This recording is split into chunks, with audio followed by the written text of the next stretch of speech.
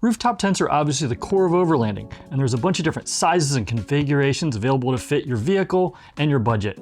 Now, there's a wide variety of rooftop tents that come in that affordable budget price range. So today, I'm gonna cover my top 10 mods that you can do to any rooftop tent to make your time overlanding that much better. Oh, and I'll have links to all of these in the description below. Okay, so let's be honest. The basic 2-inch mattress that comes standard in most rooftop tents definitely has something to be desired, especially if you're a side sleeper.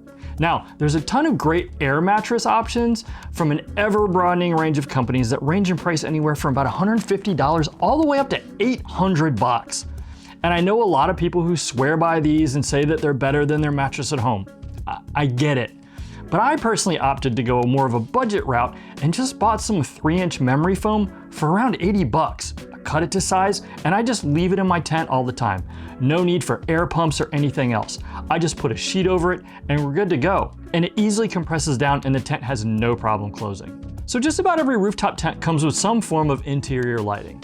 In more budget-friendly tents, that light tends to be that cold, harsh blue light given off by those cheap LEDs, and that strip is usually placed in probably about the worst place they could possibly come up with. It just shines in your eyes, and it's generally pretty terrible.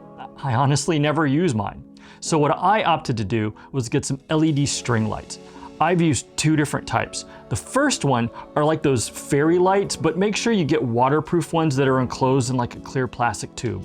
At least for me, I've found that around 33-foot lengths work best for my setup. I just get some Velcro cable ties and run it around the interior of the tent and fasten them all to the crossbars. Just be sure to leave enough slack at the fold point so when you fold up your tent that those lights don't rip or tear. One other thing to take note, it can be hard to find lights that will hold up. There's a ton of these cheap strip lights on Amazon. Learn from my mistakes. Don't get ones that aren't already waterproof and are just wire. I tried that and they literally broke after one night. And look for ones that are powered via USB, but pay attention to that connector. Often they're cheap and will break. The connector's just soldered on and it's not reinforced, so any flex on that and the connection gets broken and the lights stop working. So look for lights that ideally just have a normal USB plug. If you can't find that, then I suggest you wrap some non-flexible tape like duct tape or Gorilla Tape around the plug to reinforce it the best you can. Some rope lights have apps where you can control brightness and color with just your phone. That's up to you, but just keep in mind that these may only last about 1 season or so, and that's really about it. The other thing I've tried is this actual rope light. It seems a lot more durable. Now it's not quite as long, but I found that it does throw out enough light and it's comparable to the fairy lights that I was using before. I really like them both. I think I'm leaning a little bit more towards this rope light, but I'll keep trying it out and see what I think. Getting the right lights makes all the difference. You spend a bunch of money on your rooftop tent, why wouldn't you make your time in it looking as nice and comfortable as possible? I've found that with like lanterns or other single source lights that they just cast weird shadows and it's always just in your face. With either of these string light setups, you've got indirect light to read, hang out, and just enjoy relaxing in your tent. And you can change the color to your liking. When we're getting set up and settled in, I'll usually set them to white. And then when we're kind of winding down, I'll switch them to either like an amber or a blue. And some nights I just turn them on low and leave them on the entire night. With color changing string lights, you have way more flexibility to do what works best for you. If your tent has metal zipper pulls, just honestly cut them off now and replace them with plastic pulls. If you don't know why I'm saying that, then you haven't spent a windy night in your rooftop tent listening to the worst rendition of Jingle Bells ever created. The metal zipper pulls just cling together all night and it's honestly really annoying. The hardest part, honestly, is just cutting the metal zippers off. So just get a good pair of wire cutters and a pair of pliers and you can pop them right off. So next I have Glow Rhino. Glow Rhino makes glow-in-the-dark tritium fobs. If you're familiar with night sights on pistols, you're familiar with tritium. These things will glow for years on their own. No power needed, no recharging, nothing. I put these fobs on literally everything. Basically every zipper pull in my tent, backpacks, first aid kit, really everything. But specifically for my tent, these are great. No more fumbling around in the dark trying to find the zippers for that late night bathroom run. And at night, they're surprisingly bright. It's hard to capture them on video, but I guarantee you that the first night you have them, if you wake up in the middle of the night, you'll kind of be wondering what the heck is glowing so bright in your tent. It's a little weird at first, honestly, until you wake up enough to kind of remember that you installed these Glow Rhino fobs. They have a lot of different options, some as much as 75 bucks a piece. I opted for the ones that are $11.99, and they do have multi-packs, and I'll buy a couple sets at a time. And once you have them, you'll wonder why you didn't get them sooner. And you really will literally put them on everything. We all know it can be a bit of a challenge to level your rig for a good night's sleep. If you've ever woken up crammed in the corner of your tent because you parked off camber, you know what I'm talking about.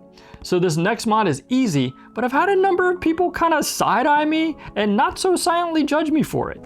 It's RV leveling blocks. They're just plastic blocks that you can stack like Legos and level your vehicle. I always hear people say, well, just go get some rocks from around camp. Why? Why wander around camp and lug a bunch of heavy rocks around? Just pull out these leveling blocks. They're lightweight, consistent in size, and readily available. So just take note. If you go any more than 3 high, I suggest you put one behind it so you can kind of ramp up on them. If you don't do that, they'll either slide out or you'll do a burnout on them. Ask me how I know. But again, they usually come in packs of 4. I would suggest you get at least 2 sets to level everything out. You can get more if you want. They're great.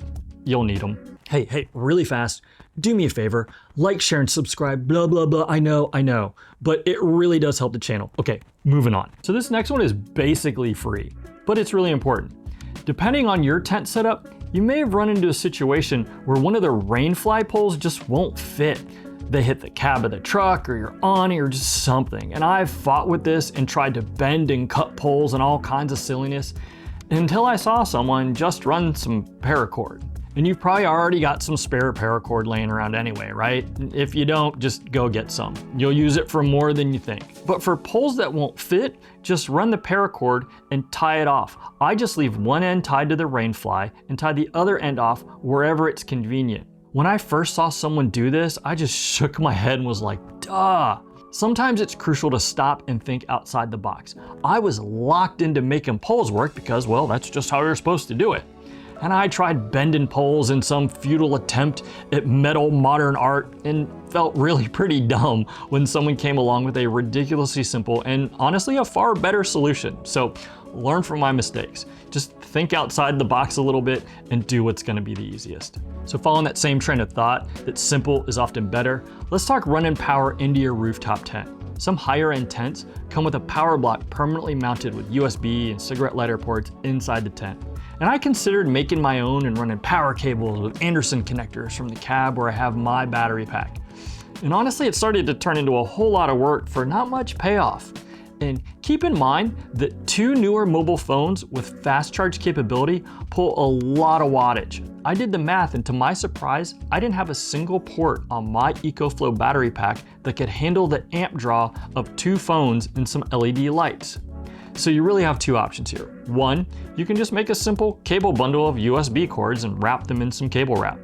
I opted for 2 USB-C cables and 1 USB-A male to female cable.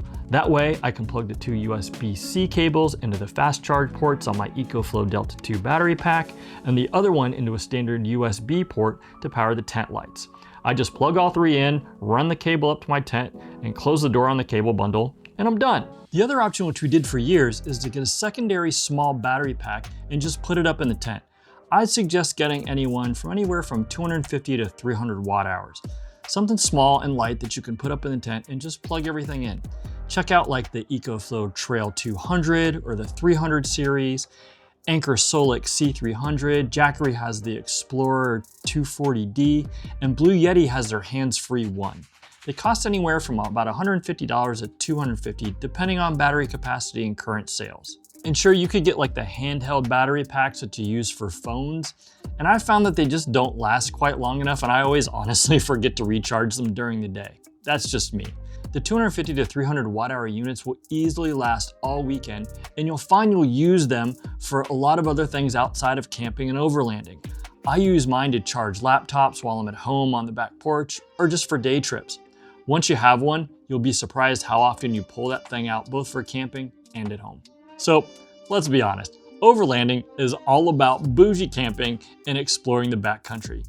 You can't say you're really trying to rough it when you have a $2,000 plus tent on top of your very expensive truck or SUV. So let's talk creature comforts. Let's talk staying cool. There are two extremes of this spectrum. First is the trusty battery-powered rechargeable fan. These things amaze me how long they'll run and how well they actually work. They will last me at least 2 nights on a single charge, usually 3 or more. Mine has 3 fan settings, a light, and a clamp that I can easily connect to a crossbar. I just got back from a trip in Tennessee and it was in the upper 80s and humid at night. This little fan got me through with flying colors. I was extremely comfortable. I actually found that I had to turn it down. I got chilled later on in the night, which is a good thing. These fans work great and they cost around $45. Oh, by the way, if your significant other comes with you on trips, just be sure to get 2. One's not gonna cut it and you'll be fighting over it all night. Trust me, I know. So at the complete opposite end of this spectrum are portable AC units. Yeah, true AC. EcoFlow, Zero Breeze, and Bouge RV all make units, but they tend to cost around $1,000. And sure, there's cheaper options available, but all of them draw a lot of power. The really cheap ones draw even more. Some units have battery packs included, others are powered by only separate DC or AC sources, but they all draw a lot of power. The EcoFlow Wave draws 250 watts in eco mode alone. So you're looking at another at least $1,000 plus in battery capacity to run these units for more than 4 hours. By the way, some also are heat pumps, so they can heat and cool, but again, they draw so much power, I personally haven't gone down this road. It opens up this cascade of spending that I personally just don't see the bang for the buck. When my cost differential is $40 versus $4,000, I'm gonna stick with a portable fan. But if you've already invested in that battery capacity to handle it, then go for the absolute ultimate in overlanding flex and get yourself a true AC. So now that we've covered summer temps, let's talk fall and winter. So your best bet's gonna be a diesel heater. Propane heaters like a Mr. Buddy, they create a lot of condensation and you risk it falling over in your tent. Some people swear by them, but I just don't want basically an open flame in my rooftop tent. Another option is electric blankets, and they work, but they also draw a lot of power. And honestly, there's nothing better than having the ambient air temperature in your tent be between like 60 and 70 degrees. I've been overlanding when it was 23 degrees out and comfortable enough to wear shorts and a t-shirt in the tent with a diesel heater. But be careful, there's a lot of cheap units out there and don't be fooled. I've tried a lot of them and most of them are just frustrating and honestly, it's just a waste of money. They're flimsy, they're a pain to set up, and often they leak diesel fuel everywhere. So I would suggest units from LF Bros and H Calorie. These diesel heaters are solidly built, easy to set up, and the LF Bros comes with an actual automotive grade spill-proof fuel cap like you'll find on your car. They cost a little bit more, but I guarantee if you buy a cheap diesel heater unit first, you'll end up picking up a high quality unit by next fall. So just do it right the first time. And a great heater can honestly be had for only around $230. I've got a full review of the LF Bro diesel heater here with more to come. Stay tuned. So this next one is super simple. A lot of newer rooftop tents already come with bungees to pull the fabric in when you're packing the tent up. But some either don't come with any or they're just not that great. My tent's older and didn't have anything. So I picked up some climbing hangers and some bungee cord and it made a huge difference. Again, a lot of tents already have this, but nothing says you can't add more or modify it if it's not working quite right for you. Also, check inside the tent for D-rings. You may be able to run bungees on the inside to pull the fabric in, but I'd suggest making your own bungee cords with carabiners on the end. I'm afraid the hooks could accidentally rip or tear the tent fabric. Again, nothing says you can't modify the tent so it works best for you. I did, and I went from struggling to get it closed to almost having, honestly, too much slack in the tie downs. So now I can easily leave all my bedding in my tent with the room I've gained, even with the added memory foam mattress. Okay, so last but certainly not least is a simple setup that makes a huge difference. I saved this one for the end because it really is one of the biggest game changers for me, and that is make your own front porch. What? I know. Hear me out. All you need is a waterproof mat, a small portable chair, and a waterproof bin for your shoes. Most tents come with a shoe bag, and that's great. But trying to reach into the bag from the tent or doing gymnastics on the ladder to try and fish your shoes out and put them on, it's really a pain. You're either trying to keep your dirty shoes out of the tent or trying to put your shoes on without getting your socks wet or dirty. You know the struggle is real. So I did this setup. You just have a seat, take your shoes off on the mat, pop them in a waterproof bin. I get MTM cases, they're waterproof, dustproof, and they only cost about 20 bucks. Heck, if you wanted, you could just sit on that bin. But I'm trying to be all civilized and fancy here. I often leave a pair of slides or flip-flops in the bin as well. So now I can easily come and go and not worry about tracking dirt into the tent or getting my feet wet or dirty. It's awesome and solved one of my biggest gripes about rooftop tents, getting your shoes on and off. Super simple, inexpensive, and quick to set up. So that's it. That's my collection of 10 mods that make overlanding and camping 10 times better. One of my favorite things about overlanding is finding ways to make my times at camp that much easier and fun. No one wants to spend time dealing with mundane tasks, so I make it a game in between trips to find solutions to all the little problems and annoyances. Then I can focus more on fun and exploration while I'm on the trail. And all of these little things add up fast, and you'll wonder why you struggled for so long.